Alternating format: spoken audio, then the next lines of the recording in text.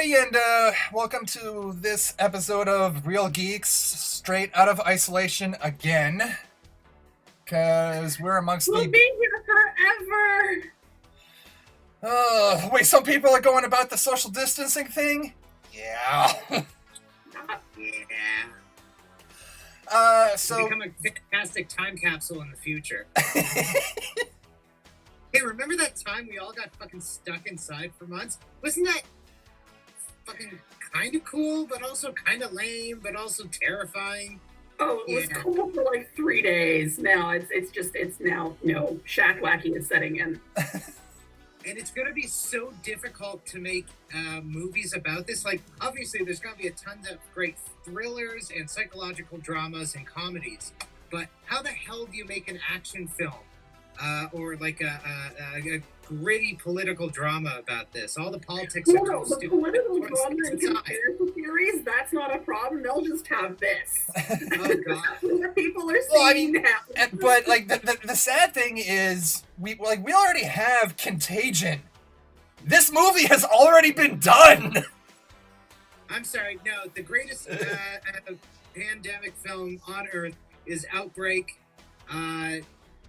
This is unquestionable. It involves a monkey. The monkey gets a starring role next to Dennis Hoffman. That's the single greatest pandemic film in history. Shut the fuck up. Oh, you're not wrong. Like, we have Outbreak, which is basically the monkey from Friends nearly killing the human race. Yeah. It's not a friendly monkey that helps solve the problem, like in Outbreak. Outbreak has a friendly fucking monkey. Friendly monkey.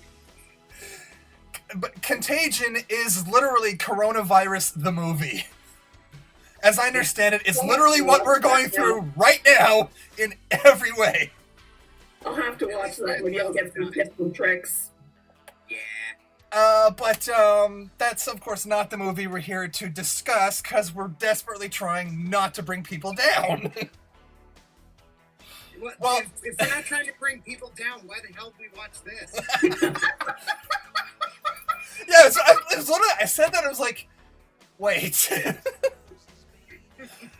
Instead, we're going back to 2003 to discuss the movie that Mikki has been basically begging to do from the moment she joined the show.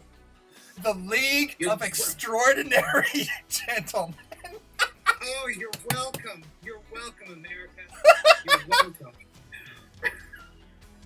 For the record, I have now seen the movie 3 times. Once a few years ago, and then I watched it twice yesterday. And I had to watch it twice because I was confused as fuck throughout the whole first time I watched it yesterday. I'm like, wait a minute, what just, huh? Wait, I must have missed something. So yeah, I had to watch it a second time. I have to know, and like, I have to know right off the top. What was the thing that you missed? What was I have to know? Half the movie. See, it's literally they're trying to cram so much into it that if you look away from the screen for 2 seconds, you're lost.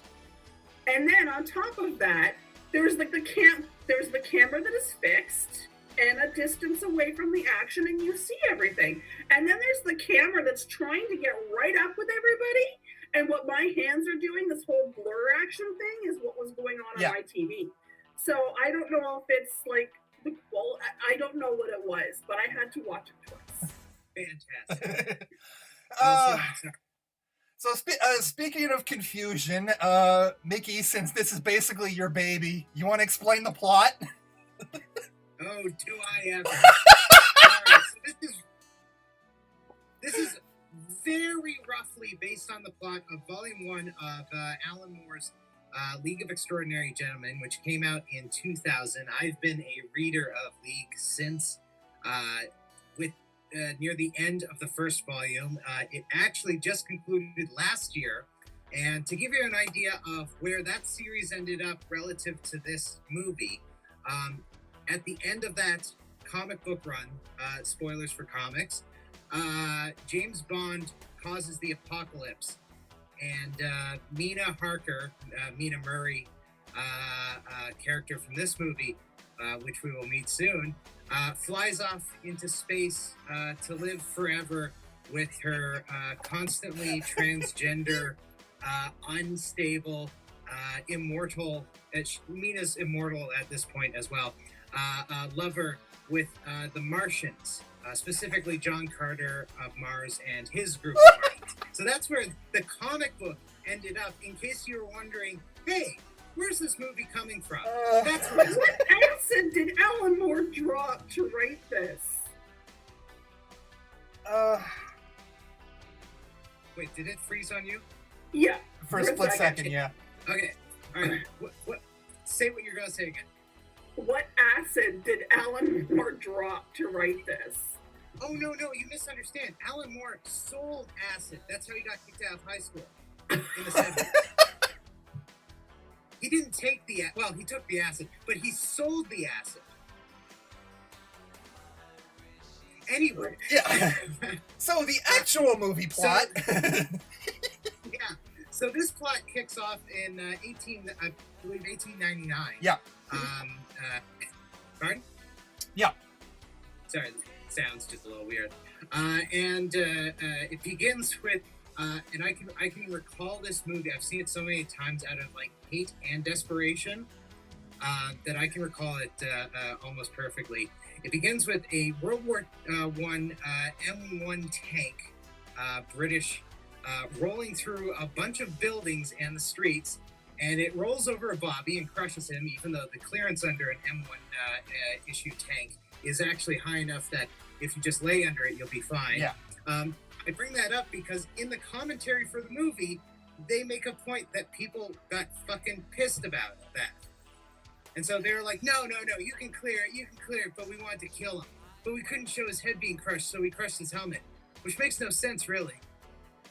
Huh. Anyway, it breaks into the Bank of England, which for some reason in 1899 is being protected by a bunch of khaki-wearing British soldiers. And they bust in, they fire off the cannon, and out comes a bunch of German soldiers. And this crazy-looking guy who's kind of like Genghis Khan meets the Phantom of the Opera, and he steals Leonardo da Vinci's original drawings of Venice for some fucking reason. And then we switch through newspaper spinny about tensions to Germany and the Graf Zeppelin facility, which actually hadn't been built yet for another 9 years. And the same person, but this time accompanied with British soldiers, but they're the same soldiers. Yeah. Blow up all the Zeppelins, so it's this race to stop the First World War from starting. Even though it's this one guy, this one really recognizable supervillain doing it, and not the British or the Germans. All they had to do was talk and be like, "Is he your guy? He's not our guy. Why the fuck will you blow up our stuff?" Huh. We then transition to Africa. I've all played this, yes. Yes. Well, And I mean, British like, colonial- Africa, that one kind of works, but... We transition to Africa, where a British colonial hotel/bar and a man from MI6, whose name is not mentioned in the movie, but it is Champion Bond. He is the great-grandfather of James Bond. You can tell because of his clothing and his specific facial hair. Yeah. In the comic book, he's about 300 pounds. He's looking for Alan Quatermain, the famous adventure hero from the King Solomon's Mines and She Who Must Be Obeyed. He's talking to some old guy, and the old guy's like, "Oh, yes, I'll tell you some stories." And then Sean Connery whips his head around and says something sort of smart-assy, but because this is a badly written movie, it's just kind of like, okay, there's Sean Connery. And then guys come in with machine guns and shoot the fucking place up. Anyway, they have to set up a league of Victorian-based literary superheroes to find out why and who and what is trying to set off a world war and to stop the world war. And then, spoiler alert, by the end of it, we find out it was James Moriarty with a bat suit. Oh, and the sad thing is, it's actually not by the end of it when you find out. It's by the end of the sequence where they're recruiting Dorian Gray. Yes. Because his second in command, and I can totally understand how people would have missed this. Because, like, when I first saw this when it was in theaters, I had totally missed this part. And this is the only reason the reveal later worked at the time. But his second in command, the guy who's running this attack, shouts, "Run, James!" Yeah, run, James! It's like, oh yeah, no, that's not the most obvious thing on Earth. Now, here's the thing. It is the most obvious thing to fans of the comic book, because James Moriarty was the villain at the end of Volume 1. Yeah. But he didn't, like, pretend to be a supervillain called the Phantom, who is actually not based on the Phantom of the Opera, but a concept at the time for a supervillain in early cinema called Phantoma. But they reference the Phantom of the Opera anyway. Even though it's clearly like, yeah, he makes one operatic reference, but his image, his everything is not the Phantom at all. It's fantastic. I actually really love the design of him until he reveals that it's just Richard Roxburgh. Ta-da! And I mean, as much as we're obviously going to go into detail here, I think we can all immediately agree this movie is stupid. Oh, it's delightfully stupid. It's a Stephen Sommers film. Of course it's stupid. Yeah, and I mean, but like, take Geostorm, for instance, where one of my favorite scenes in the movie is the beach in Brazil, where a bikini-clad beachgoer outruns a falling plane. They break physics. Yeah. This movie breaks physics to a similar degree in less than 5 minutes of screen time. Isn't it glorious? Because I hate this film. It's one of the films that I always made sure I had a DVD copy of. It's fucking bizarre. I saw this in theaters. I was excited to see this in theaters. Like the opening scene that you mentioned, with the tank rolling into the Bank of London. Now, when he rolls over the cop in defiance of any degree of common sense on the part of the cop, because obviously if the tank is not going to stop the first time you yelled stop, he's not going to stop the 12th. Yeah, don't literally do the gag from Austin Powers with the guy standing in front of the steamroller yelling stop. It's one thing to make that joke. Funny joke, fine. If you seriously attempt it as a serious scene, it's horrible. You almost have to over the top and have a lot of gore to like offset the fact that it's like, no, just step to your left, man, or the right. Yeah, you could crawl over the thing. Like, but it's a Mark I tank. It's just gonna go. But the tank gets into the bank, parks about this far from the vault door, fires 4 shots in, I believe, like half a second. Even if it's just the same shot. So, like, here's the thing. Is it so fucking stupid that it's 4 shells in half a second? Or did they repeat the same shot 4 times for effect?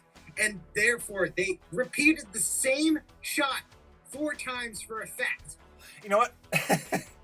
the sad thing is, it's probably both. But it was like, okay, number one, the front of that tank should be completely destroyed. And number 2, all the soldiers in the side of the tank at this point should basically be jelly.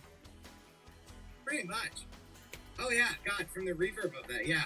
But anyway, yeah, they fire a shell point blank at the door, and then they walk in and they get parchments. If the thing that you're looking for to break out of a safe or a vault is parchment paper, don't fire a fucking shell at it. Well, you know, the police might have protected the paper, which I guess they're hoping we all believe. And what it really it finally hit me like watching this time, and I should say I actually enjoyed the film this time more than I've ever enjoyed it.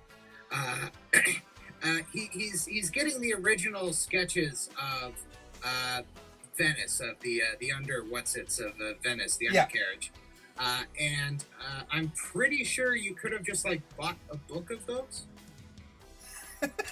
No, I don't understand why he needed the originals when they actually bring in later on, well, these aren't the originals, they're only copies.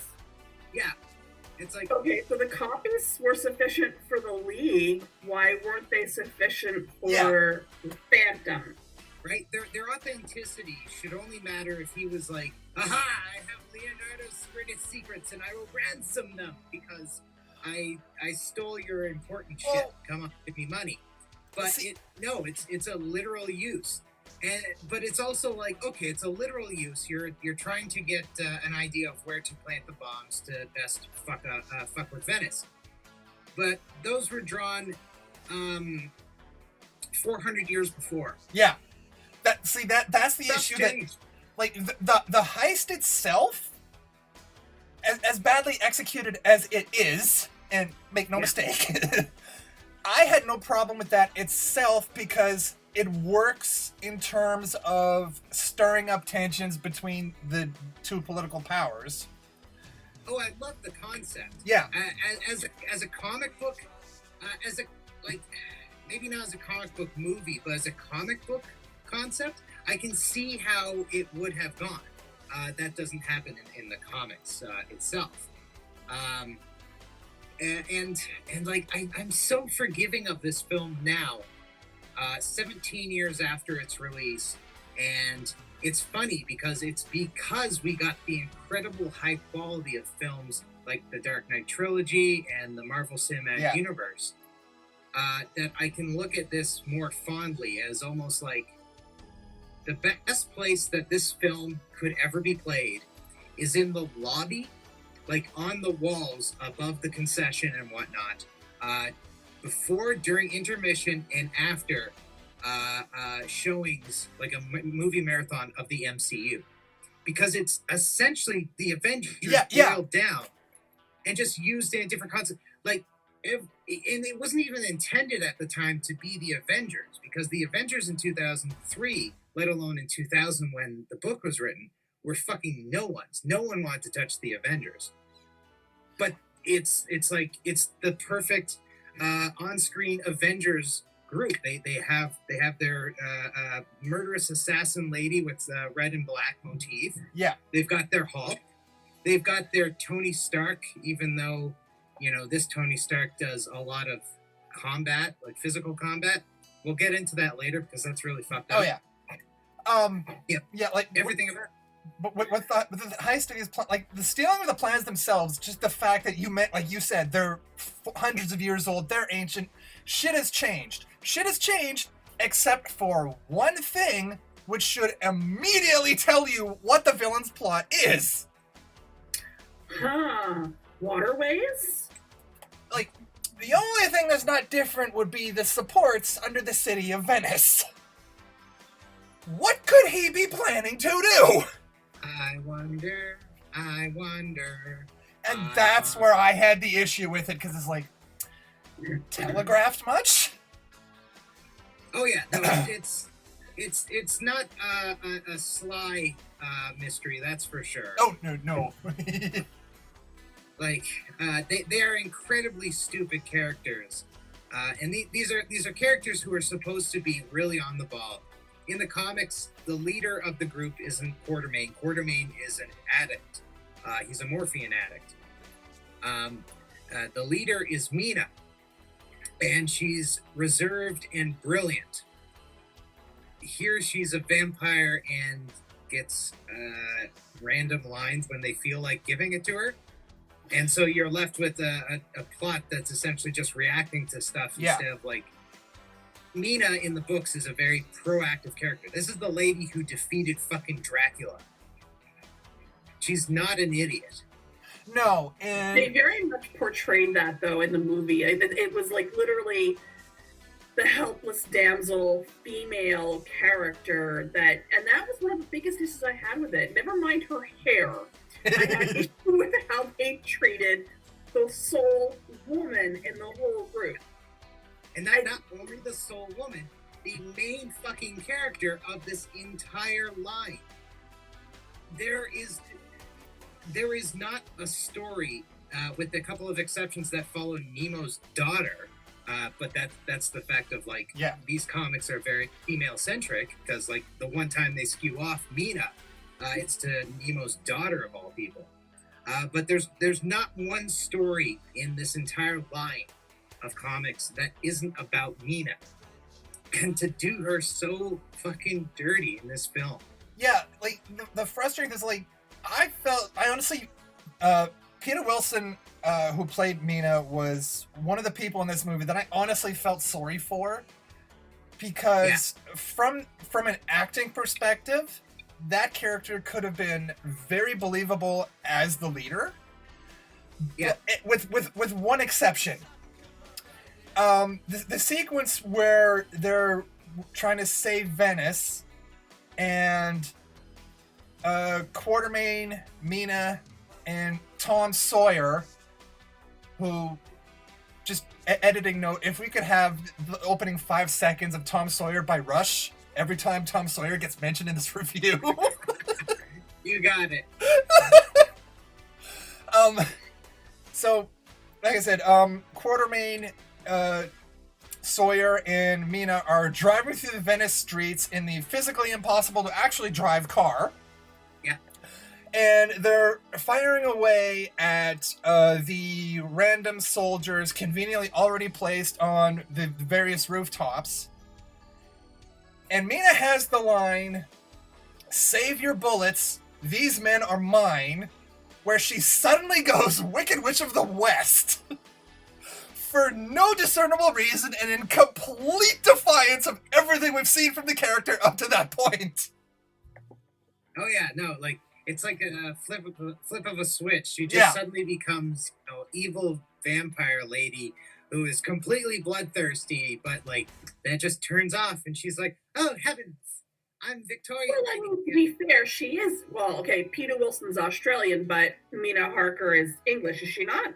Yes, she is. Yeah. So maybe that refined English upbringing can just totally negate the whole vampire lust inside of her. No. I'm trying here. I'm trying. I mean, I could almost buy that, the way that they downplay their discovery that she is a vampire during the meetup with Dorian Gray, but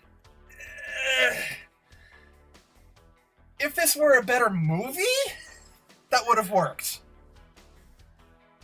Yeah, and like it's really frustrating because there's a lot of things about this that could have worked. Yeah. The first time we meet the Invisible Man, and in all of the promotional material for it, they had this awesome CGI effect where he had grease paint over his face and the trench coat. But that's it. The rest of it was invisible. Yeah. And that's what the character looked a lot like in the comics. It's a really cool fact, and I guess it was just a little too expensive to do at the time. Yeah. So instead, they just slather white grease paint over the actor completely and go, fuck. It looks horrible. It's like, do you remember the movie Powder? I haven't seen it, but I do know of it. And yeah, I can see where you're coming from. Yeah, so Powder was this movie in the mid to early 90s about an albino man who had like weird electricity powers. Yeah. Yeah, I have seen that eons ago. Yeah, but instead of the Invisible Man, who you could have just not, you could have had an actor off screen saying his lines, and that would work just fine. Instead, they have this guy who looks like Powder. So it's like the League of Extraordinary Gentlemen and Powder. Zap.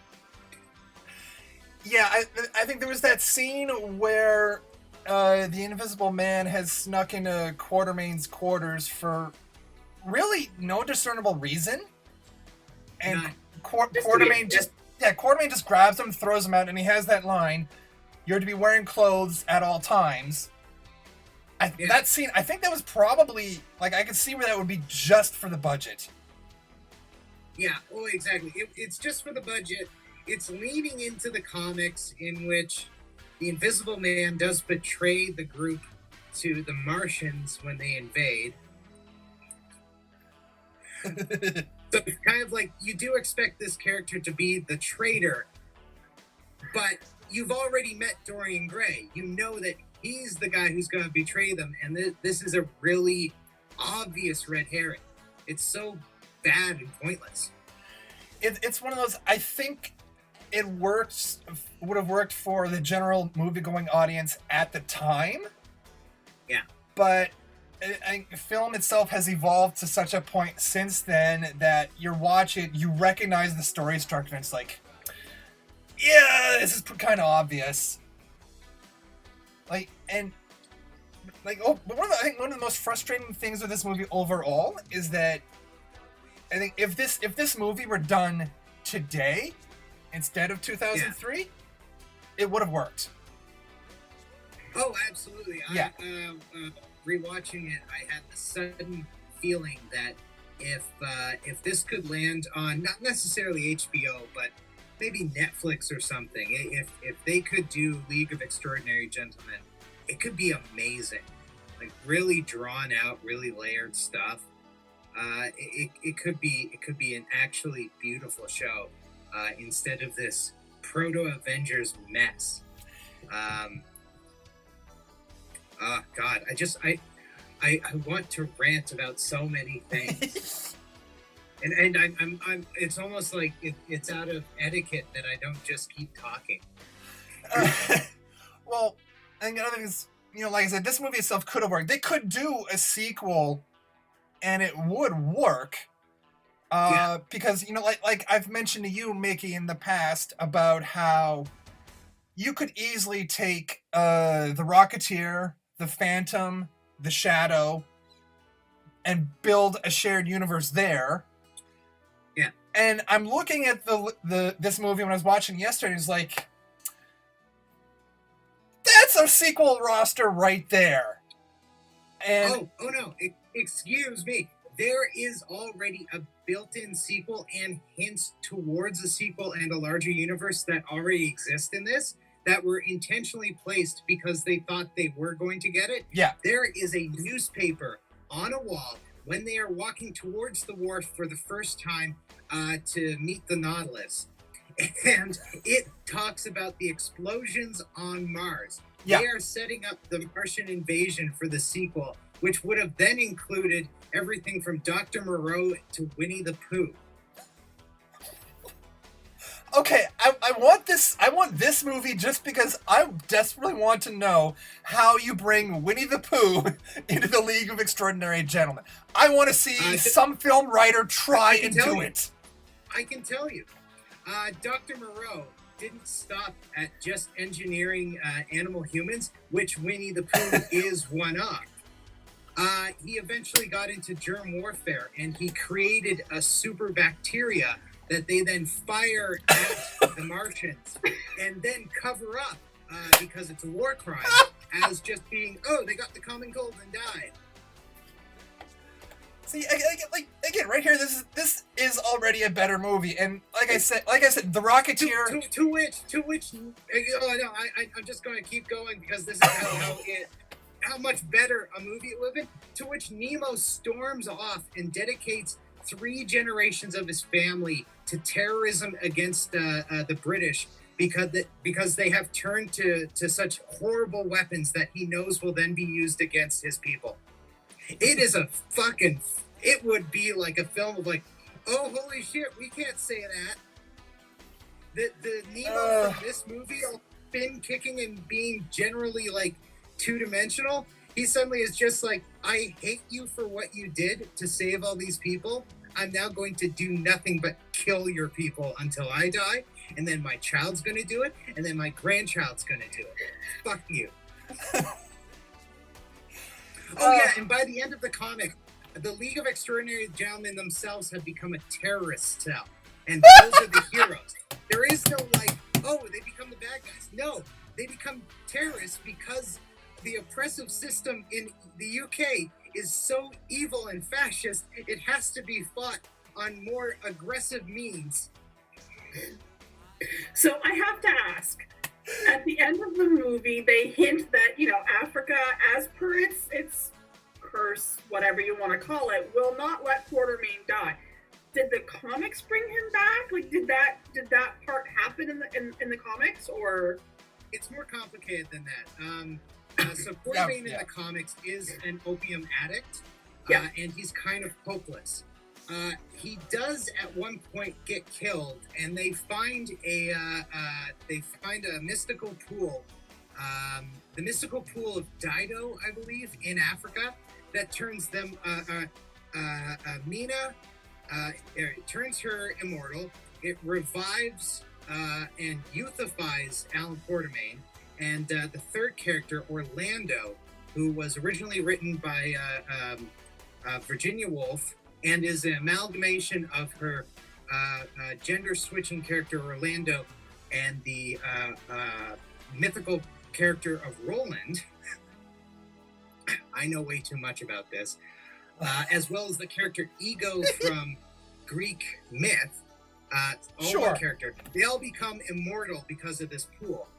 Same pool that James Bond later detonates a nuclear weapon over because he hates women so much. That's the actual reason. Anyway, Alan Quartermain does get brought back. Like they say the whole Africa won't let him die. He's brought back, and there's a whole running storyline fighting She, who is a character from Alan Quartermain's books, who is imagine an African white society ruled, like the political system is dominatrix.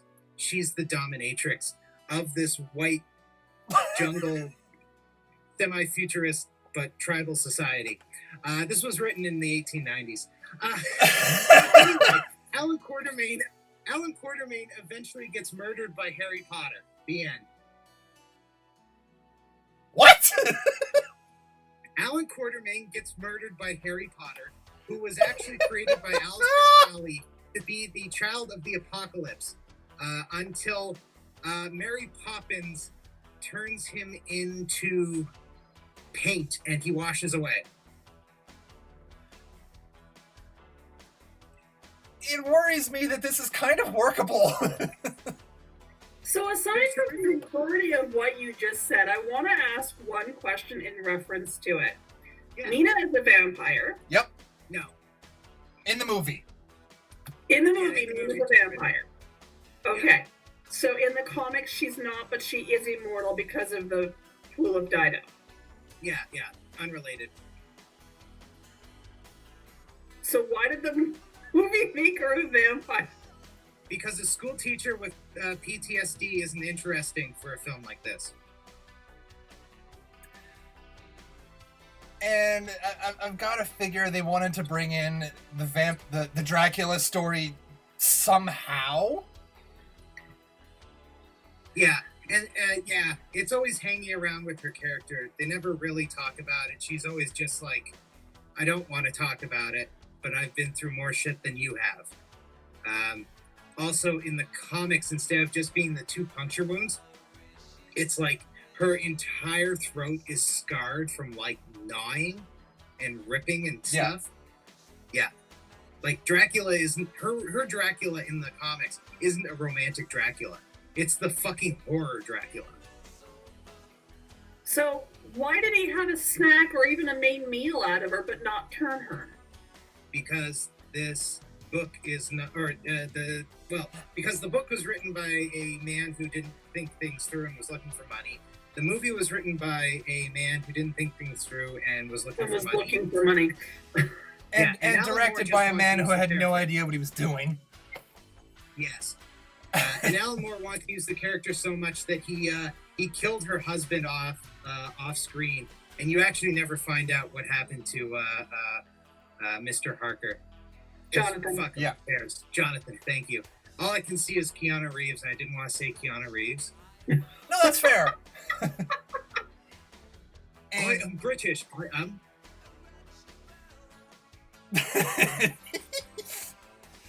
Yeah, but in all seriousness though, I feel so sorry for everyone who had to be in front of the camera in this movie, because I wouldn't say this much though. I mean, Peter Wilson playing Nina Harker actually is a step up from La Femme Nikita. yeah, And I mean, I love Nikita.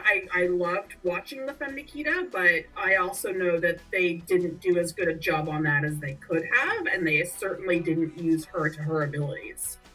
Because, well, it was 80s, 90s TV shows, and it was Canadian done. So, good old fashioned syndication. But yeah, I was there's- it actually has to play non-syndication. So, There are some fantastic actors in this Yeah. who try their best and don't get their due. Nemo's performed by apparently a very, very well-known Indian performer. I can't think of his name right now, but he's fantastic. For what he needs to be, the guy performing the Invisible Man, he pulls it off. yeah, He's kind of Tony copy Curran, what's it. Tony Curran, who Doctor Who fans would know as Vincent Van Gogh. Yeah, He's beautifully, just charmingly annoying. yes, yeah. Instead of he could have been very annoying, but he was charmingly annoying. Yeah, Dr. Jekyll, Mr. Hyde, actually somewhat have separate personalities, so at least they bothered to do that. That's performed really well. Jesus Christ, who the fuck else is in this? Oh yeah, Tom, what's his name? yeah. Thank you, Tom Tom Sawyer Sawyer. was Shane West, who, as I understand it, he's just there for American audiences to have a character to connect with. Correct. And so they split Sean Connery's version of Alan Quartermain in two, and Sean Connery hated that kid so much they fought on set constantly. And this film was so miserable for Connery, he quit acting afterwards. This film, I can feels- see Yeah. why. Like because you had mentioned that before, and Yeah. I'm in the back of my mind remembering that he stopped acting, and I'm like, I watching this train rail, like this accident happen, I can understand why. It's Now, so bad. right, do you want to know why he took this role? Yes. Oh, I gotta hear this. It's magical. Yeah, this is magical. So, way back in 1999 or 98, he was offered a role that he thought sounded fucking stupid as all shit. He didn't understand it. He said he literally didn't understand it. What the hell is going on in this? I hate it. I'm not doing it. And he was the first choice of the director. That role was Gandalf. Yeah. Okay. Yeah. Yeah. So, Connery was super supposed to be fucking Gandalf. Pissed. Yeah, super fucking pissed that he didn't get to be Gandalf by his own mistake. He said, I'm never gonna opt out of one of these silly films again. The next silly film I get, even if I don't understand it, especially if I don't understand it, if I don't understand the script, I'm gonna take it. And he got offered Alan Quartermain, and he looked at the script and went, this is fucking ridiculous. It's probably gonna make $1 billion. Well, yeah, Connery passed on Gandalf. I think at one point he was offered Morpheus or like something in the Matrix. I believe he was an early Morpheus choice. Yeah. So yeah, he was offered a lot of major, like, iconic roles that he passed on. And then, oh man, Well, Oops. When you think about it, it's kind of amazing that he even took the role in Highlander. I mean, how the hell did that make enough sense? You're gonna be a Spanish guy and you die, but you came back and you're immortal. But if someone cuts your head off and someone's gonna cut your head off, you'll die, and it'll inspire the main character. You're not the main character. It'll inspire the main character. It's like, what the fuck? God, and to instead have to say things like, we've identified him as the Phantom. How operatic. Shut up!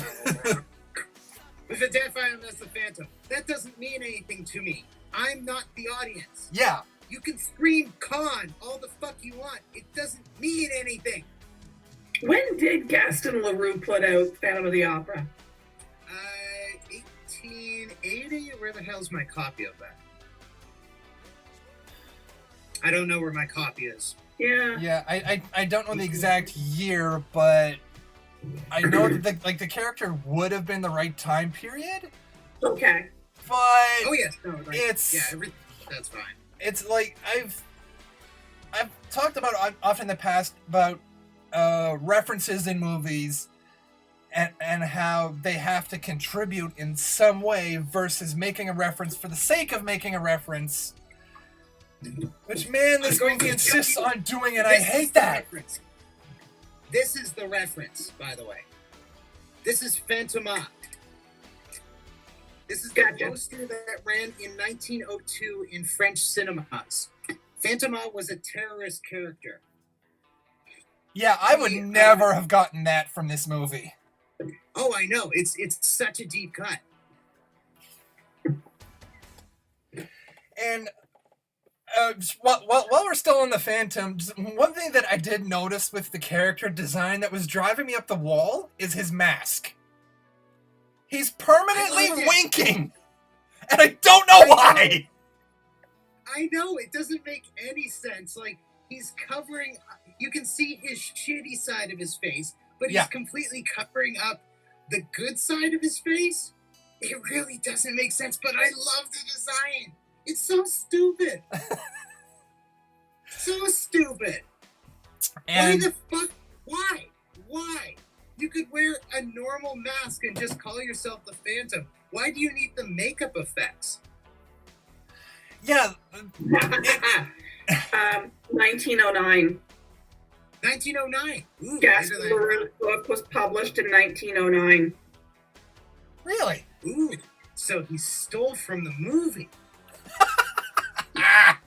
That's awesome. The movie has nothing to do with an opera. I think he bombs an opera, but the more in character thing would be for instance, putting a mechanism in a jewelry store, and at peak hours it springs up and sprays razor blades at everyone. This is what people at the time came up with. And I mean, for the time period, you could go, yeah, all right. And more or less on a kind of similar note, I think with a movie like this, there's two ways you can go. You can go either dead serious action film or full-blown steampunk ridiculousness. This seems to try to do both. Yeah, and does really neither. Yeah, exactly. Like, you can't do that. Like, the Nautilus is gorgeous. It is. It's not as cool as the one in the comics that is in the shape of a kraken, but it's a really pretty sea sword, I guess. Well, yeah. Well, it doesn't as the Sword of the Seas. Yeah, at one point in time, they referred to it as the Sword of the Sea. Yeah, and while we're still at Nemo and the Nautilus, that was one of my biggest character problems. Well, first of all, the actor was Nasruddin Shah, and the issues that I had are not with him. No, he had no character, and he did what he could. He at least looked very much like Nemo. I'm happy that they didn't whitewash Nemo. Yeah. And Nemo. they set up the idea of a pacifist character in violent situations, which, like, okay, like there's a lot you can do there. The movie doesn't do most of it, but Yeah. and they set up early on that he doesn't like guns. He has no problem building guns for his crew whatsoever. And here's the funny thing. It's a complete 180 to the character in the comic. In the comic, and there's even a line in the movie that is just like, what the fuck? When they pull the guns on him and he says, "I walk a different path," and then does kung fu for some reason. That's not Nemo. Nemo, very specifically, is Tony Stark if he hated white people. There's a moment in the comics when he's being charged at by a mob with knives, and he takes out this goddamn ridiculous gun that is half the size of him. He's holding it with one arm. It's in the shape of a fish, and it fires a harpoon through the entire group. This is a man who made a harpoon machine gun in the shape of a fish later on in that very volume. He loves guns. He builds technology. It's usually in the shape of a fish, and he can fire it at white people.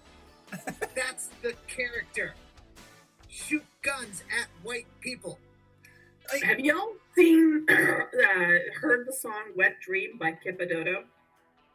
No. You have to. Because you're referencing, like, everything's in the shape of a fish. It's from Dr. Demento, and it's a parody, and everything in it is a fish reference. Mike, you'll love it. Now, Kippadodo Wet Dream. Just trust me, you'll thank me. for my part, like that character change with Nemo, I have no problem with. Like, the movie seems to want him to be a seafaring Batman, which he's good at everything, but we don't want to lean on him, even though we could just make this a Nemo. And it's like, you know, like when he has the "I walk a different path" line. It's like, okay, you've done something to build a character of some sort. Okay, fine. We skip ahead to the final battle in Moriarty's factory, which actually I've listened to enough radio plays and pulp stories that a war factory in the mountains was kind of a nice touch. Oh, I love how cliche intentionally it was. It's not like boring cliche. No, it has to be like a volcano / mountain hideout fortress. Come on, we're roll into this stuff hard. I halfway expected Tintin to like pop around the corner.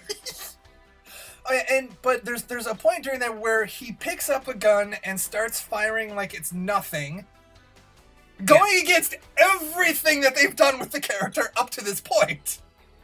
Yeah, no, exactly. Yeah, I walk another path. Ooh.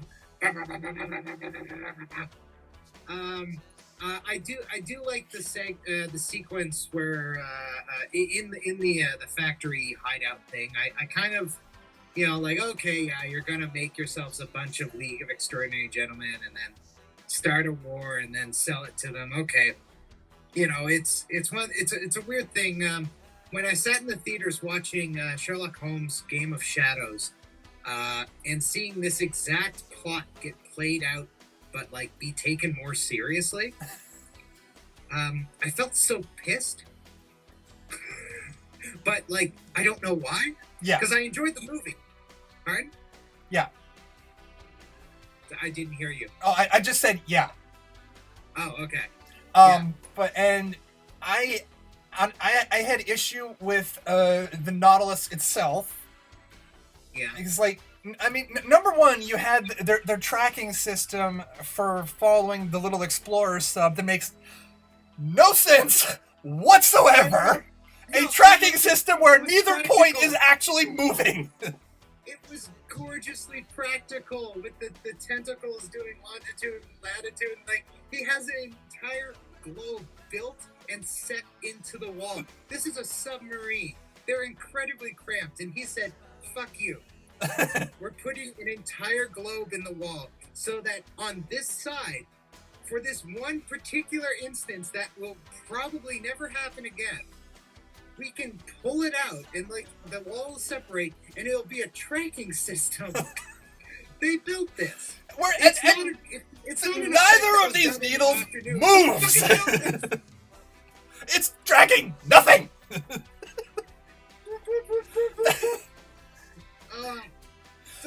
You get no sense of progress.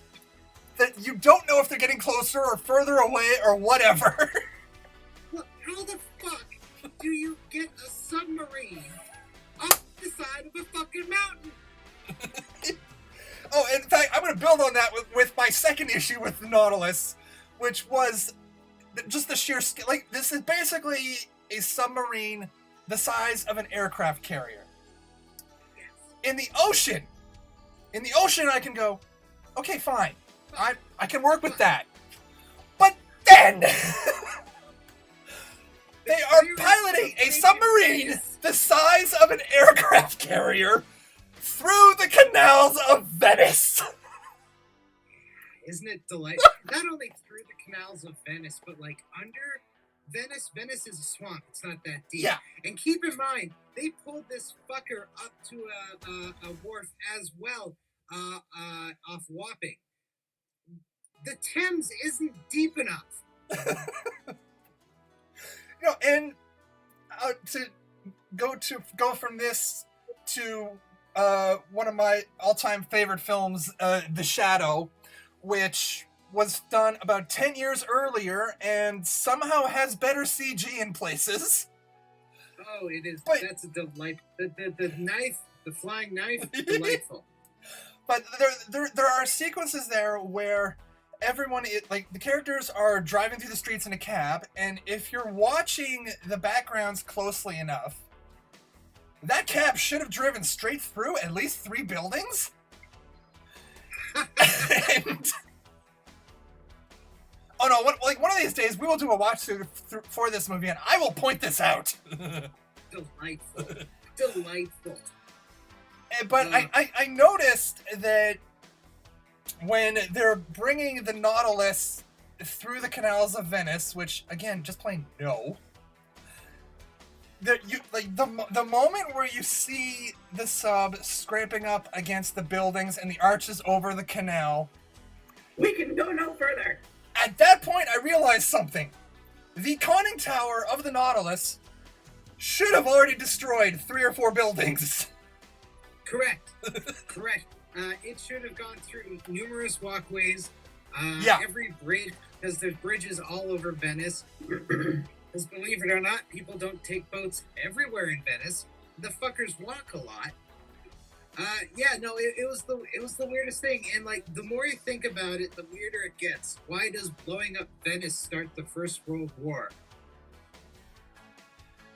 The whole thing's just dumb upon dumb upon dumb upon dumb. Well, why blowing up Venice would start the First World War? There's a conference there or something where I'm kind of going, I can see why blowing up this conference would have done it, with the tensions being between countries as built up as they are in the movie. It's like, okay, fine. However, that's a Zack Snyder mistake. That's a Zack Snyder mistake. You don't blow up everyone and then everything is okay, or like everything gets thrown into chaos or whatever. If you blow up everyone, they're going to ask why you blew up everyone. It's a Cobra Commander strategy.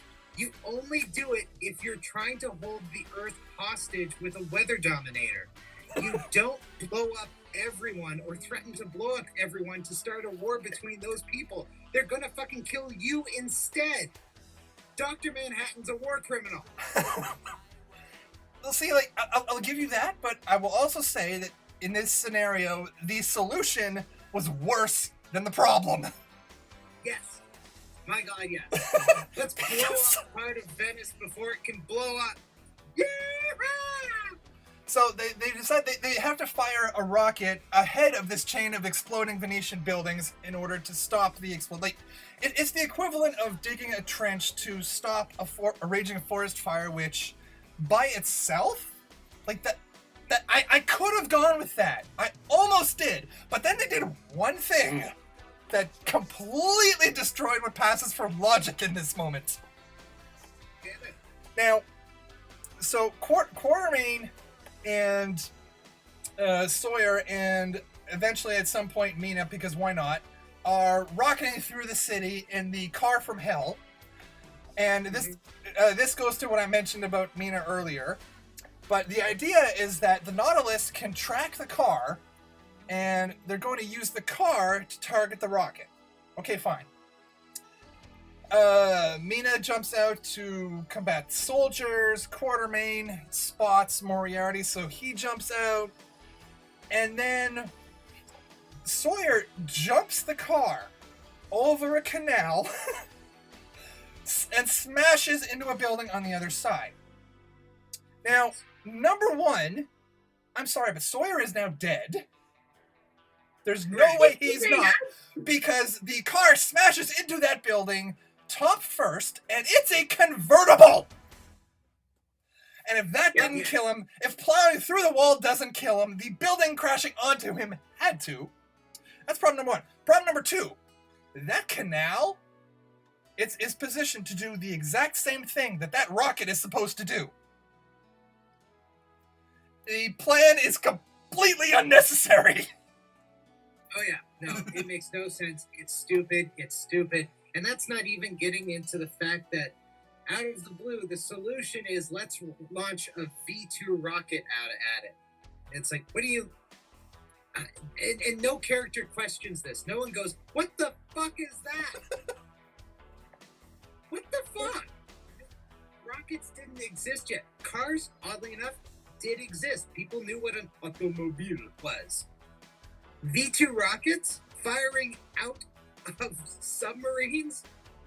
What the fuck? Well, I'm still trying to figure out how they managed to track the car, and then he fires the flare to go, okay, so shoot here. And there was no input of longitude. There was no input of coordinates at all. It was just, okay, fire! Oh yeah, no, like, the Nautilus, like, Nemo having invented a rocket, I could go... And then comes way down. Oh yeah, like, the Nautilus having rockets, I have no problem in and of itself, because the Nautilus itself should not exist in this world to begin with. So, I kind of have to go, okay, fine. The funny thing is, they could have, like, pulled an actual joke that would have been topical for the time that this was set in. If he just had a big deck gun come out of it, like an enormous fucking gun, and it fired, and it did the same thing, that would have actually been like three-dimensional chess level intelligent, because that's what in 1899 people were worried about when it came to actual global politics. You can build a big fucking gun. It could have been like so smart it went over everyone's heads, and it would have actually been dumber than a rocket, because it would have just been a big fucking gun. Oh, and like, even just with rockets in this movie in general, if you go back to the opening sequences, we've already seen a wire-guided rocket fired with far more range than it should possibly have into hydrogen-filled Zeppelins that, one, the Zeppelins hadn't been built at that time yet. They were being designed, but they hadn't been built. Two, Germany wasn't using hydrogen for Zeppelins until the Americans imposed trade embargo. Thank you very much. Until Americans imposed a trade embargo on Nazi Germany, who these are not. No.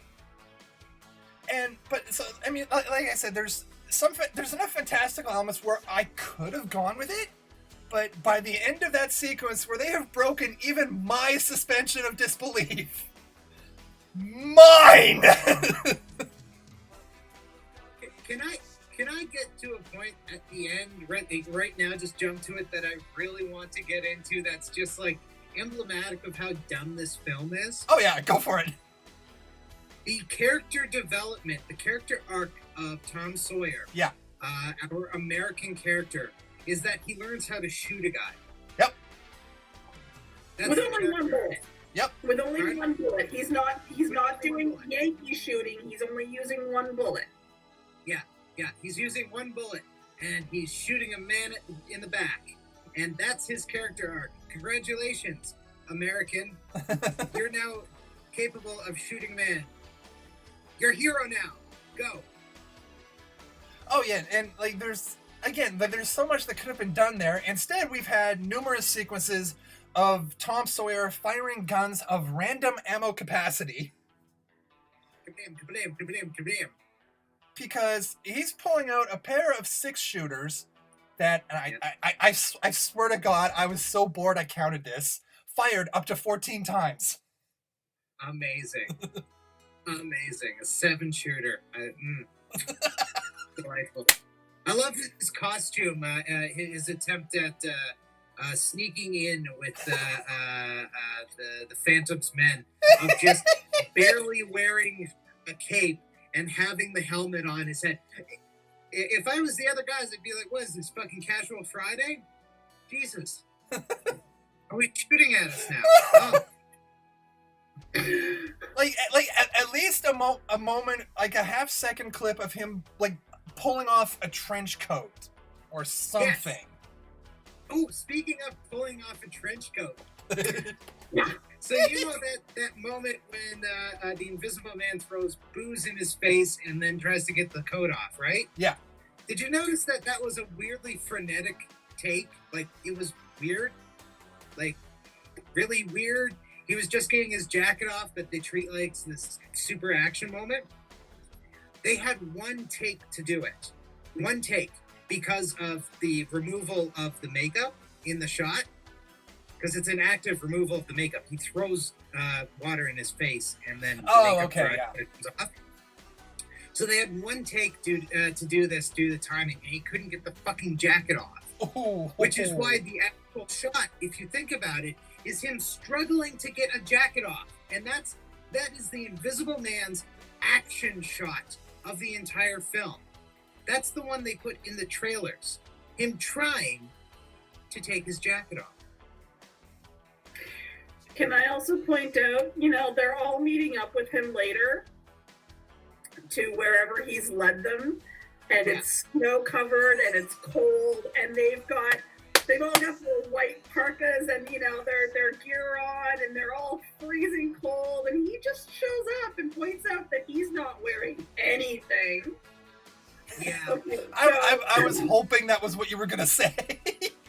How long did it take you to walk from point A to point B, dude? Because I'm pretty sure frostbite hits pretty quick there. And who brought the coat for him? Who brought the grease paint for him? He doesn't have pockets. He didn't carry it with him. He has a pocket. I'm not even touching that one with a 10-foot pole. You don't want to touch his pocket? No, not the one I assume you're talking about. Them bringing a coat and the grease paint for him, that I could buy because they knew that he was gonna be there. However, From point A to point B in the frostbite. Well, that's my however. This is the worst day of his life, too, because after getting frostbite on presumably everything, but especially his dick, because it's just out. Yeah. He then gets lit on fire. Like, to the point that his invisibility stops working on sections of his body. At the end of this film, he's like 50% third-degree burns. And I don't know if this was just a bad cinematography thing or what, but it was like he suddenly got lit on fire for no reason. Yeah, because we already have an invisible person get lit on fire in this same sequence, and no way to tell the difference between one and the other. But we light our Invisible Man on fire for a reason. Reason? Go get it, boy. Go get it. Go get the reason, boy. Go get the reason, boy. Like, I think it was supposed to be that he got... it was supposed to be that he got clipped by the flamethrower when he was trying to save Sawyer, but that was not what it looked like. Yeah, it's like, okay, I can understand that if those characters had any lead up or relationship to, like, maybe they didn't get along and this is him putting himself in harm's way, and that means that they're comrades now. Maybe they were really close and he's sacrificing himself for... No. In fact, I don't know if they have any direct lines to each other until that moment. Off the top, like, I don't think they really did. Like, I get the idea was kind of a redemption for the character, which fine, but... Which makes no sense because he didn't do anything wrong. They thought he was the bad guy. You don't need redemption if everyone else thinks you're an asshole and they're wrong. Well, I mean, even before that, because he was a thief before the leak. So it's redemption of stuff that happened before the leak. No, his redemption in that instance would be working for the fucking government. That's why he works for the fucking government. But the thing was, when he goes to tackle the dude with the it looks, honest to God, like the flamethrower's stream shoots out, turns 90 degrees, and then hits him. Yeah, it's like in post, they were like, fuck, this doesn't line up at all. There, now he's on fire. Are you happy? That does lead in, though, to one of the best shots of this film. A frustratingly good shot. Well, maybe not shot, design. So everyone gets their opposite except for Nemo. It would have been hilarious to see him fight like an opposite color-coded Nemo played by the same guy. And it's just like, we made sure he was Indian too. And it's like, you know, that's actually really super racist that you're like, we have to have a Nemo and he has to be Indian. Or maybe get like a Flint Hard Glomgold version of to his Scrooge. And so it's like, it's another guy who's like really Indian, but not the same, like out like design, like Sikh design. And they're just like, you don't even have to go that far. It could have been he drops them off, and then it's good Nautilus versus evil Nautilus in like sequence of like a mini hunt for Red October. Oh god, you could have Sean Connery making a bunch of Red October. That'd be great. That can't be in this movie. It's too fun. Anyway, yeah. So everyone pairs off against their opposites. They did, except for Mina, of course. They didn't give her. She's got to have the conflict with Dorian because backstory and all. Yeah, because jilted ex-bisexuals have to fight. Oh, of course. I actually kind of like that. That's fun. But we get Jekyll and Hyde face off against the second in command to the Phantom, who I don't think was ever given a name. I doubt it. I'm going to call him Reinhardt. Okay. I believe his name's Reinhardt. Sure. Yeah. No, I believe his name's Reinhardt. And he chugs the entire vial of Hulk serum, and he becomes this enormous red monster thing. Yeah. And in the comics, that's what Hyde actually looks like, and it was gorgeous to see. You know what? It was good for me. In terms of the CG in that scene, I would just like to stop and take a moment to apologize to the entire DCEU, because I've been on their cases a lot for bad CG, but the proverbial Red Hulk here, he looked so bad. Like, he looked so, just half rendered. I love crap CG when it is super accurate to the original artistic intent. Like, that it looks bad and wrong makes sense because it's Mr. Hyde. He's supposed to make you feel bad and wrong when you see him. He's supposed to be so weird and grotesque and terrifying looking that you're just like, that's a wrong thing. He's the distillation of everything bad about humanity. I mean, I love the idea that yeah. it looks like shit. I mean, I love the idea that it looks like Biff Tannen too. I mean, like on the one hand, you're not wrong, but at the same time, for me, he looked so shiny and just cartoonish that it just looks so completely unfinished. Okay, here's what it comes down to. Would you rather have that look or the styrofoam arm Biff Tannen? I mean, yeah, like I'll totally give you that, but like you have Hyde himself in the same scene, who just visually looks better in every way. Like this Uber Hyde just needed a couple more passes in the CG department. And that's very fair. That's very true. This was very 2003. Like yes, you do have to cut them a little slack because of that. However, so anyway, yeah. Uber Hyde, Renfield or Reinhold. Hyde or who the hell cares? Gets crushed. Yeah, who fucking cares? Evil Invisible Man gets lit on fire. Dorian Gray dies when she stabs him and then makes him look at the portrait. So like, okay, that's kind of cool. I mean, like, that's a cool sequence. Vampire lady fighting Dorian Gray. Yeah, all right, I'll take it. I mean, you would think that he knew to make sure to stab her in the heart, because you're right. That's a great sequence. I had trouble with the stuff before that, because it's the standard, it's the cliched, not making sure the hero is dead. Yes, yeah, especially with, like, I almost get the feeling that if you're an immortal, you're gonna be like extra suspicious. It's like, yeah, I lopped off their head, but like, I know 6 guys who are just heads and have been for the last 1,000 years. There's no guarantee of anything. No, I was head.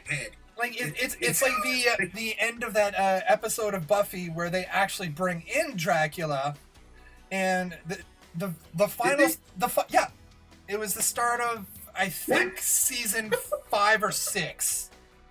But I didn't watch Buffy, so like I didn't know that they actually like bring in OG. Oh yeah, no, all I remember is. Do you remember Blade Trinity when they bring in OG Dracula, but he's played by Nick Rory from Legends of DC? Oh yeah. But in like the very last moment of this Buffy episode is they think they've defeated Dracula. Everybody leaves. You wait about 30 seconds. You see him start to reform, and then Buffy stabs him with a stake again. It's like, I've seen the movies. I know how this works. Yeah, oh, that's funny. And that one scene has more credibility than this entire movie. This movie doesn't have credibility. I don't know why you went into it believing this would have credibility. This movie was so incredulous. It's why Alan Moore doesn't attach his name to anything. This movie is so bad. In regard to Mina, I still have issue with the hair. Yes, fair. It's a piece of shit. And some scenes it looks red, and some scenes it looks brown, and then it's like pretty much straight, and then 5 seconds later it's these gorgeous ringlet, lush curls and satin. It's like, but it's not even ass. Okay, anyone that has long hair knows that's not the way hair works.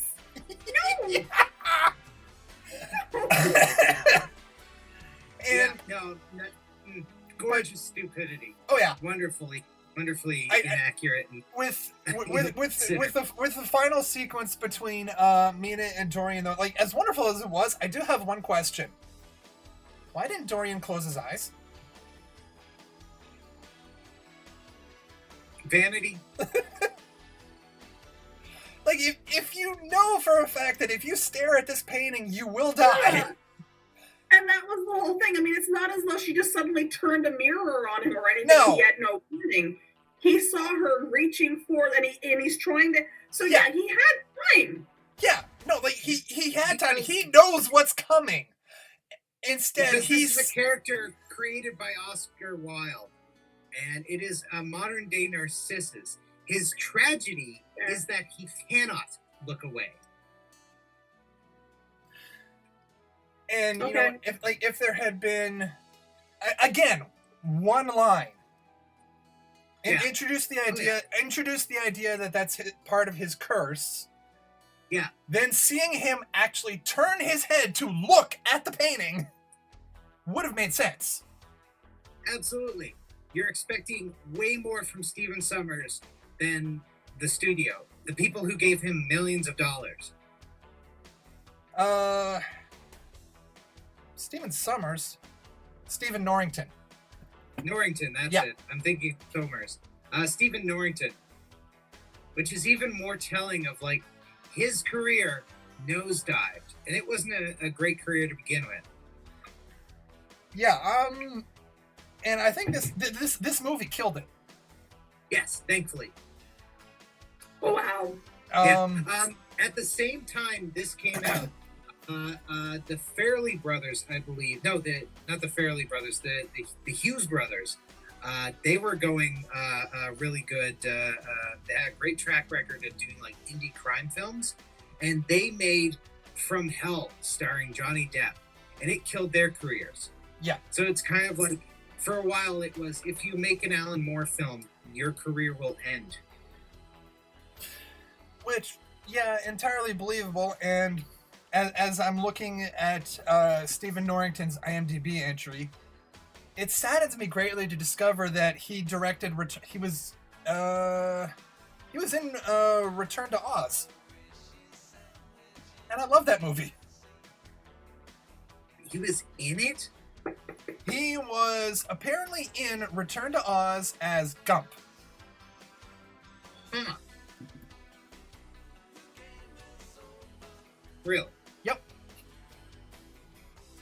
Which, oh, why does he have to be connected to that movie? Right? How dare? Yeah.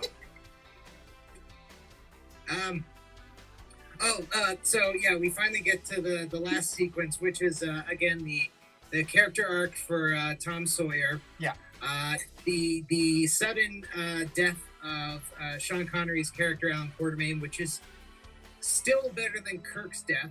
You always got to take that when looking at a crappy character death. How does it compare to Kirk? Still better than Kirk's death. Oh yeah. This movie at least had the balls to more or less keep him dead. Yes. Yeah. Well, no. You do see his hand go through the ground in the very last frame. Did we really? Because all I saw was just like the gun shake a little bit. Yeah, I was just gonna say. Maybe it was. It's from a deleted scene. Okay. It does in the original cut that they intended. In the very last frame, the hand comes through, but it's like the last frame, and I guess they cut that back a bit. Yeah. And speaking of that final shot, looking back on this movie historically, that final shot does not hold up in any way, shape, or form, because you can't watch it and not immediately go, yeah, we know what was going on with Connery behind the scenes. Yeah. We weren't bringing him back. He didn't want to touch this with a 10-foot pole. They thought about making it, like, centering it around Tom Sawyer, but the kid's career died with this film as well. They thought about making it a Mina Harker one, but the actress, didn't want to touch this any more of this. I don't blame her. No, me neither. Yeah. Richard Roxburgh went on from this. His next role, I believe, was Dracula. Of course it was. And I adored this era of Richard Roxburgh. Like it's a trinity of scenery chewing, from Moulin Rouge to this, to Dracula, and he plays the they're villains from the same era, and they're essentially kind of variations on each other. Oh, you're gonna love this. According to IMDb, Richard Roxburgh's next credit after The League of Extraordinary Gentlemen, Van Helsing. I love being ready. I got experience with it. The early 2000s were not good for that. Oh no. They were delicious. I will not hear otherwise. Here's literally what he did in the early between 2003 and 2005. Richard Roxburgh did The League of Extraordinary Gentlemen, Van Helsing, the Van Helsing video game, and Stealth.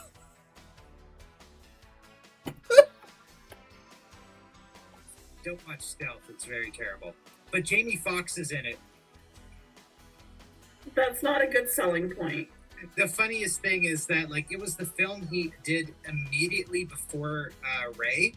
So, like, they kept selling Stealth as, like, starring Academy Award winner Jamie Foxx. And it's just, oh my fucking God. It's a film that was made in, I want to say, 2005? Yeah. It's about drones, but before anyone knew that drones were an actual thing or, like, common. And so it's like about a drone that goes evil, and these Top Guns have to shoot it out the sky. Stealth, I think the best way to describe it is Stealth is the reason I don't want an Airwolf movie. Because it's Airwolf. Stealth is the Airwolf movie we would actually get. Yeah. I would actually love to see someone take Stealth and redo the graphics so it is Airwolf, and like just ADR some Airwolf in there whenever they say the name of the ship, because it would be perfect. It would be frightfully perfect. Now I'm gonna have the theme song from Airwolf in my head for the rest of the day. She friend says of mine dropped that on me. I don't know what the problem is there. Yeah, no, I do enjoy the theme song. But with that though, and back to the movie that we're recording for. James Bond, he nukes Africa, and that sets off a chain of events in which Prospero, who is living in a version of unreality that exists past the mountains of madness in Antarctica, sets off at the same moment the apocalypse via a biblical deletion of all story content in the collective humanity, because he hates people so much. Like he never got over being fucking Prospero. And so James Bond has all the other James Bonds lined up. Like he's got all the others clones. So there's like Lazenby, there's Craig, and he uses everyone else as just useless fucking cannon fodder. One of them's old as fuck, and it's Sean Connery.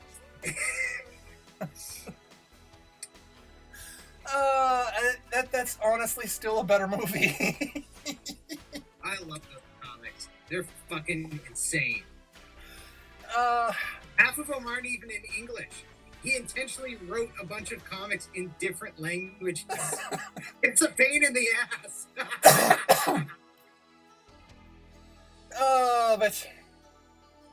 Now, as I was trying to do, let's go into. This is gonna be amazing.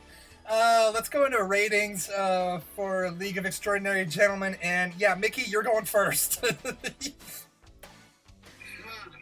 I give this the Royal Order of the Garter. This doesn't get a film review. This gets royal assent. This film needs to be buried next to like fucking Sir Isaac Newton in Westminster or whatever the shit. This should be given honors. They should take Margaret Thatcher's body, throw it in the fucking Thames, light the Thames on fire, and then celebrate this instead of Guy Fawkes on November the 5th. That's my review. Fuck you.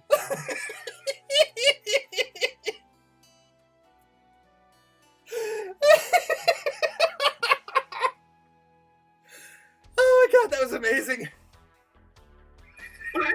can't top that. So.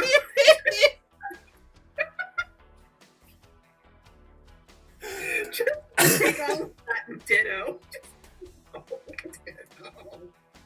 Oh, okay. Well, I mean, Mikki, first of all, if you cut any of that in editing, save the entire uncut clip, because that's a B-roll right there. My God, yes. But while I try to recover, Vito, what about you? I can't top that. I can't.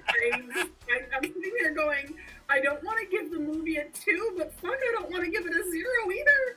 I just, no. I like Sean Connery. Yeah.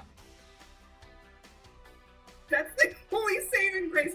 I like Sean Connery. That's it. That's Okay, so 1 then? I wouldn't even give it a full 1.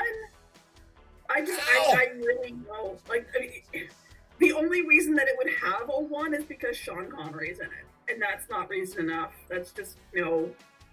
Oh, did I forget to mention this occurs in the same universe as 30 Rock?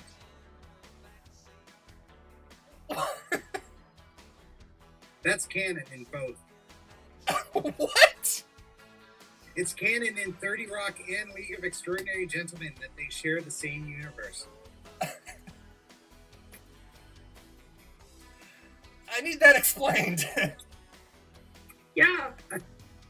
So, Who Dat Ninja is a popular film series in the same universe, the future of the League of Extraordinary Gentlemen universe.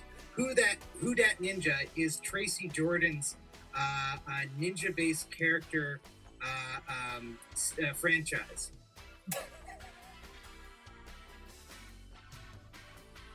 Oh God, that's amazing.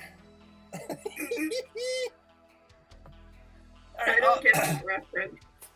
So, yeah. Watch 30 Rock. It's amazing. Tracy Morgan plays an idiotic version of himself called Tracy Jordan, and he has an Adam Sandler style career. And Who Dat Ninja is a black ninja. That's the joke. Yeah. For my part though, I think I'm giving this a 2, but it's a very hesitant 2. And a lot of that comes down to the simple fact that the people in front of the camera on this movie, they're trying. God bless them, they are trying so hard. Yeah. Oh yeah. No, this is Roger Corman's Fantastic Four. Yeah. Basically, and like this as a movie, this should work. As a franchise, this should work. And like I said earlier, if this movie were done today, it would totally work. But it's a superhero team-up film in an era where no one had 2 sweet clues how to make superhero team-up films. And behind the camera, on the other hand, this thing goes wrong in just every way imaginable. And I was also just, as I was listening to you guys give your answer, I was also thinking to myself, like, this is in the same vein as Robin Hood, the 2018 one, in that this is taking a public domain property and just going batshit insane with it. But the main difference, and by that logic, the reason that I give this a 2 versus Robin Hood's 4 is Robin Hood is extremely honest about the fact that is exactly what it is. This actually thinks you should take it seriously. And no! No, for the love of God, don't! And, like, in all seriousness, as I had mentioned in the Mulan review, like, Mulan is a movie that I normally wouldn't bother watching just because, like, it just doesn't fall in my wheelhouse at all. this is kind of the same thing, because it's like, if we're all in quarantine, we're stuck inside. This will kill about 2 hours, and you will laugh your ass off. If we were not in quarantine, no, I would not tell anyone to watch this movie. I like historical movies. I like novel reference movies. And I will give this movie at least this much credit. I liked the costuming. Yeah, but other than that, man, did you come to the wrong place. Not all of them, but I liked Nemo's outfits, I liked Dorian Gray's outfits, and I liked Mina's outfits. The rest of them, they needed a new wardrobe. And the costuming, thankfully, is drawn directly from the comics. Nemo wore green and black with gold trim and white, not blue. Oh, now see, I like blue. Yeah, it really does work, and it's a fantastic look. Mina has her long red scarf, which she always has. There's only so much you can do with Quartermain, but they do it.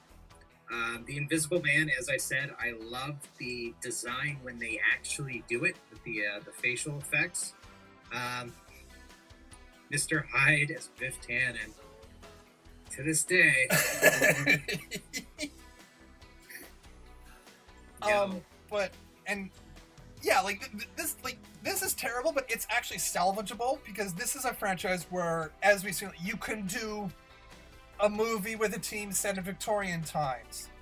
Yes. You could still do a sequel with this. Hell, bring Shane West as Tom Sawyer back. Yeah. But like, you could make him almost the Nick Fury / Captain America of a team that's set in the 30s and is pulling from like the pulp adventure stories of that era. And you could keep going down the line. Yeah. That is exactly that to actually pull from. The team later goes on to fight Charlie Chaplin's version of Hitler. There were previous versions that included the Three Musketeers. Like, come the fuck on. You can go goddamn crazy with this. It's fantastic. Like, I really, really appreciate Alan Moore's work on this series that he's sustained for 20 years. And 17 of those being after this film killed almost everyone's interest except for like the most hardcore fans in the property, which thankfully allowed him to go batshit insane with it, which is how we ended up with Harry Potter the Antichrist. Oh, I still love that idea anyway. And like, there's also the simple, like, you have somebody like The Rock, who either is doing or wants to do Doc Savage. So you have your franchise actor right there. Like, that would be gorgeous. I actually so want to see the Rock as Doc Samson. Savage. Or Doc Savage. I keep wanting to say Doc Bronze, which is the character version of it from Planetary. I really want Planetary to come back. Well, and I mean, like, do a Planetary movie. Doc Savage's thing, if I remember right, he's kind of the Hulk with bronze skin, so like that's an easy mix-up. Well, it's a pastiche character. Yeah. It's intentionally meant to be. He's a proto Superman character. I love Doc Savage. I used to read the Doc Savage books when I was a kid. But yeah, and I mean, like I said, there's no reason that this franchise could not work. Oh, it absolutely these days would work. It would be brilliant. You can pull in so much. People have a much deeper appreciation of it. There's since been a lot of Victorian and Edwardian shows. Penny Dreadful, Peaky Blinders. Jack. Yeah, exactly. This can be done so easily now, and people have they have the awareness of the properties, and being able to make a bunch of internal jokes about making superhero films or stories while doing it with these original versions. It would be fantastic. Oh yeah, I would fall in love with it all over again. I should mention that I've seen this film probably 26 fucking times, and I had it on DVD twice. Twice. I bought, lost it, and then bought it again. Nice. But now to wrap up, obviously most of us don't really have anything to pitch because it's not like we can go out and do anything, but... You guys go ahead. Just 1 second. Okay. So while we're waiting for whatever the heck Mikki's doing, just remember that our next episode will be taking a look at the Canadian indie vampire flick Red Spring, which is actually, I'm really looking forward to that review. We're actually going to have what is easily the biggest guest this show has ever had and probably ever will have. So stay tuned for that. And now that Mikki's back, was I stalling for a specific thing? So here's Harry Potter breathing fire What? Onto Mina and Lando. This is the head of Aleister Crowley. He's ruining this. Here is. Christ, I've completely. Here's Mary Poppins, and he's about to use God powers against him. God power Mary Poppins, which liquefies him. You'll notice he's the biblical Antichrist. He has multiple. And there's a moment earlier when he slaughters everyone in Hogwarts, and they murder everyone. Here's Britannia in the spirit of the new millennium as a sex doll.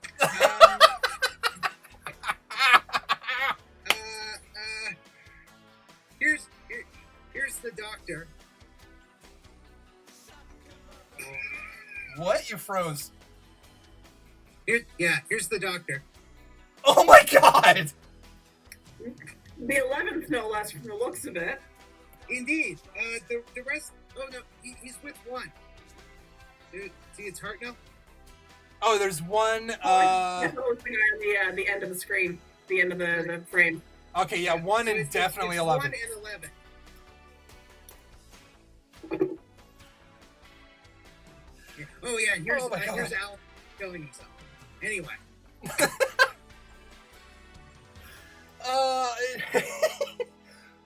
And there's a painting on the back of the Shoggoth that Harry Potter eventually would become, that would rule over our universe.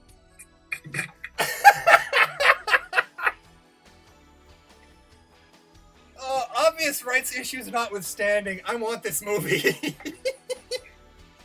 I'm amazed he doesn't care. He doesn't call the character Harry Potter at all.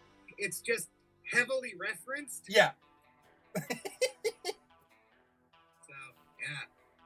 Oh, and Voldemort rapes Mina at a Rolling Stones concert. That actually happened. Like the Rolling Stones concert that they're referring to actually happened. Oh, of course. So it's like, yeah, no.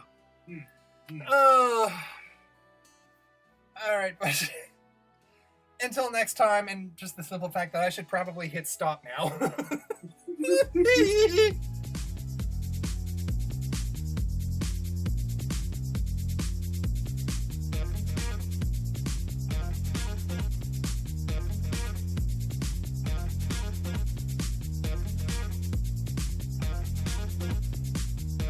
Don't forget to hit those like and subscribe buttons, share this video with your friends, and drop us a line anytime you like.